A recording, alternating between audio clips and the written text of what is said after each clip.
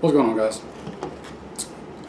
You'll have to forgive the somewhat slovenly appearance. I just got finished doing a whole bunch of yard work and some work on the house, and it was hot, nasty, etc. I just grabbed a shower and threw on something comfortable, and then remembered that I needed to get this done, and I'm lazy and didn't feel like changing, so you just got me in the lounging clothes today.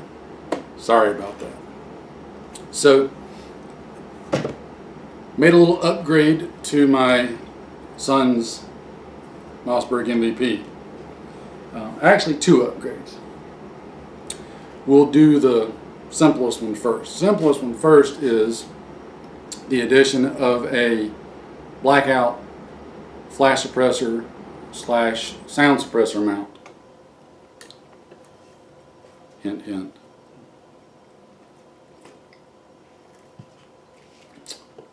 Second addition is this right here. This, in case you guys can't see, is a new primary arms. That focus? Probably not. It's a primary arms 4-14 Arc 2 reticle scope. Right there. Maybe that'll focus. There we go. This is a first focal plane scope, illuminated reticle. You've got your side parallax knob, elevation, windage. So, I'm trying to think of the best place to start to go over a couple of things on this scope and why we chose it. So a couple of features on the scope. Again, you've got your side parallax adjustment here that is pre-marked from infinity all the way down to 10 yards. You've got your illumination dial right here. The nice thing about the illumination dial is there's 6 levels of illumination, but in between each level is an off position. So it goes like 1 off, 2 off, 3 off, etc. And you can go either direction. So you could go like 1 off, 6 off, etc. That way just one click and you can always turn it on or off. You've got your magnification dial right here, and then your eye focus for the reticle right here. Simple, no frills. Well, I say no frills, I mean it's got a lot of frills. Especially for the money, which is why I'm doing this video, to tell you why we chose it. The turret caps are really nice in that once you zero it, like a lot of higher end ones, you can unlock them, dial the current turret cap itself back to 0, then lock it back down so your 0 is actually on 0. That way if you need to make adjustments, it's easy to go right back to 0.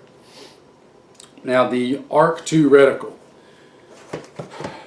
I really debated between the HUD DMR reticle scope, which is an ACSS reticle, and this one.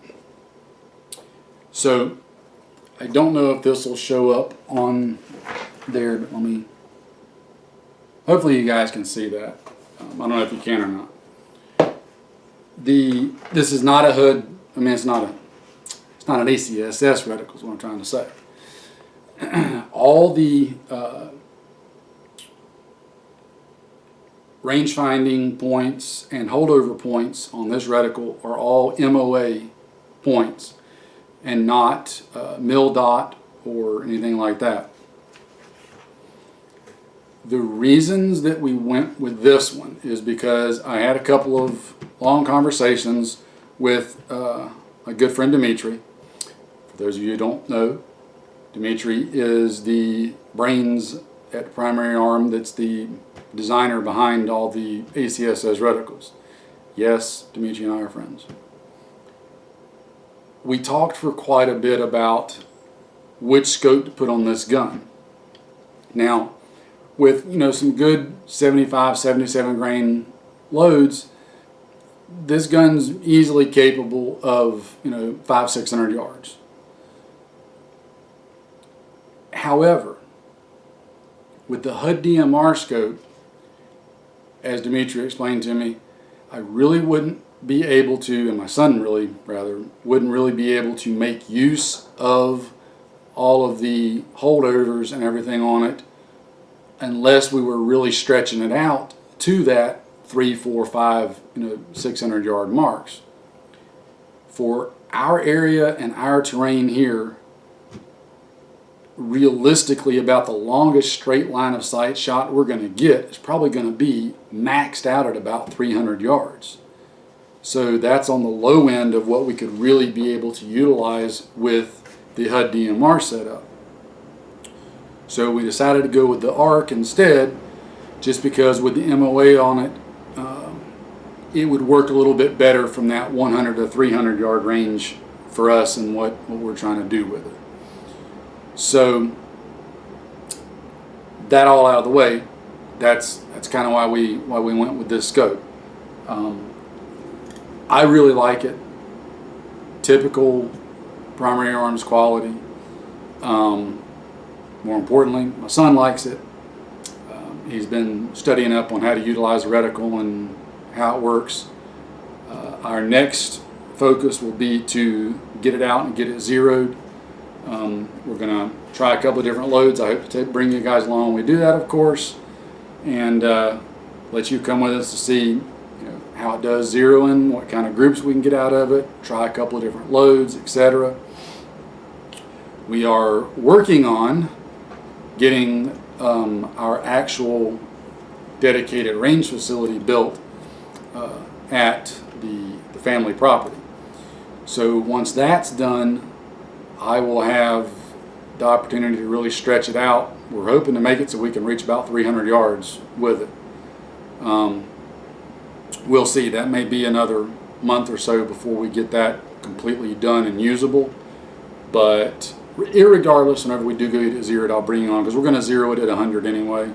So we can work that out one way or the other. So that's the two main things. If you're looking for a scope to try, give this one a look. Now obviously we haven't put any rounds through it yet, haven't done anything with it yet.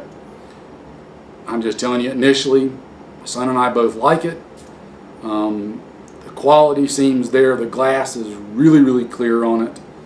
The reticle seems pretty easy to use once you read up on everything.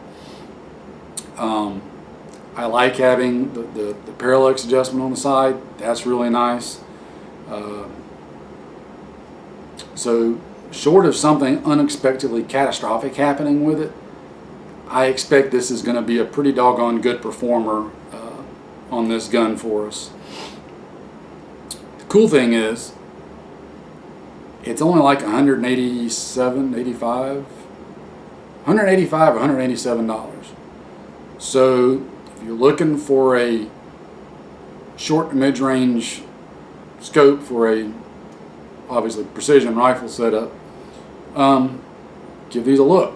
Again, keeping in mind with everything that we do here, talking about real world use, preparedness situations, and not necessarily having a completely unlimited budget to just run amok with. If you want to maximize your money, check these out. Now, just to caveat it once again, just in case anybody missed it the first 40 times I said it, I haven't gotten it out and done anything with it yet. We've just got it mounted on the gun, and I think we've got it trued up pretty good.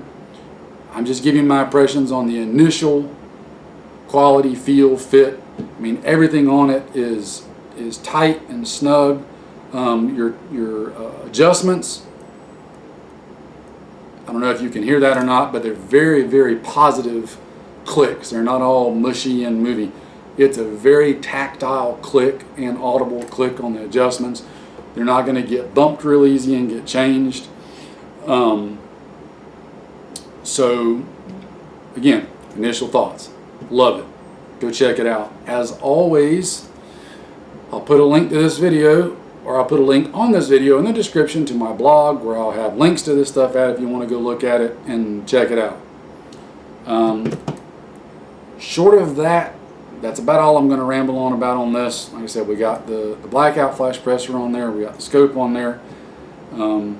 Only a couple of little things we want to change on this, and then I think it'll be pretty much ready to go. But we can go ahead and get it zeroed like it is. So as soon as we can make that happen, I'll bring that video to you guys. So stay tuned for that.